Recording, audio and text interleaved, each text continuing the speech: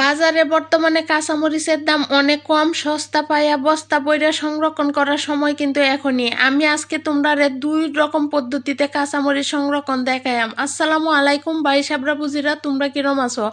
আমি আজকে কাঁচামরিচ কিভাবে সংরক্ষণ করবা সারা বছরের লাগে এই টিপসটি আজকে তোমরা দেখাইতেছি।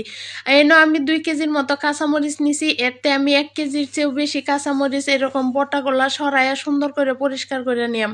তারপর মরিচগুলারে আমি সুন্দর করে ধুয়ে নিছি, ধুয়ে পানিটারে জড়ায়া তারপর এদিক দিয়ে আমি কড়াইয়ের মধ্যে কতটা পানি ফুটাইয়া নেম। পানিটা এরকম পর্যায়ে ফুটতে আইলে এর মধ্যে কোনো কিছুরই দেওয়ার দরকার নাই, শুধু কাঁচামরিচগুলা দিয়ে দিবা।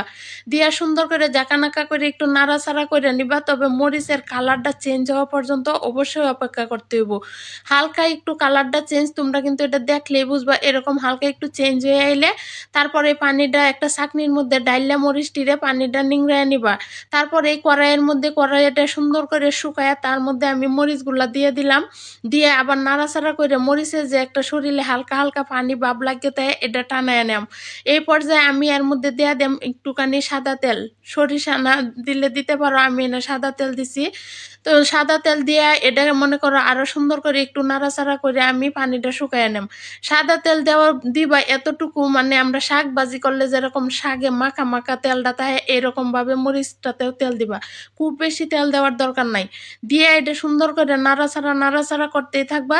তারপর মরিচটা দেখবা যখন যখন একটু শরীরে হালকা দাগ দাগ, মানে পুরা পুরা ভাব হালকা হালকা দাগ দাগ ভাব আইয়ে এই পর্যায় পর্যন্ত বাইজা নিবা। তবে সব ডিজে পুরা পুরা হইতে হবে এরকম কোনো কথা নেই।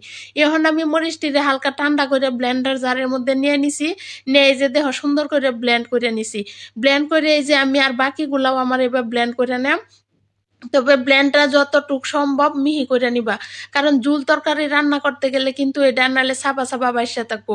আর এভাবে সিদ্ধ করে হালকা তেলে ভাজা নিলে কিন্তু এটা সাবা সাবা ভাব হয় না। শুধু একটু কষ্ট করে ব্লেন্ডটা একটু সুন্দর করে করো।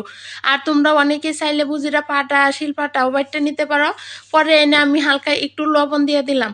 লবণটা দিলে কিন্তু এই লবণের কারণে অনেক দিন পর্যন্ত মরিচ বাটাটা ভালো থাকবো। পরে এটা সুন্দর করে মরিচটার মধ্যে লবণটা মিশায় নেম। এখন আমি দ্বিতীয় ধাপটা দেখাইতেছি যে কিভাবে। এটা কিন্তু তেলও ভাজি না, তারপরে মনে করো এটা সিদ্ধও করছি না, একেবারে নর্মাল যেটা স্বাভাবিকভাবে কাঁচামরিচ এটা। এর মধ্যে দিয়ে দিছি কতটুক তেল আর লবণ দিয়ে সুন্দর করে ব্লেন্ড করে নাম। তেল দেওয়ার কারণে এই যে আর কাঁচা থাকার কারণে কালারটা এরকম হয়েছে। তোমরা এই যে এইভাবে মরিচগুলা কিন্তু ডিপ ফ্রিজে যদি রাখো সারা বছরই ভালো থাকবো। আর নর্মাল ফ্রিজে রেখে কিন্তু তোমরা 1 মাস পর্যন্ত খাইতে পারবা।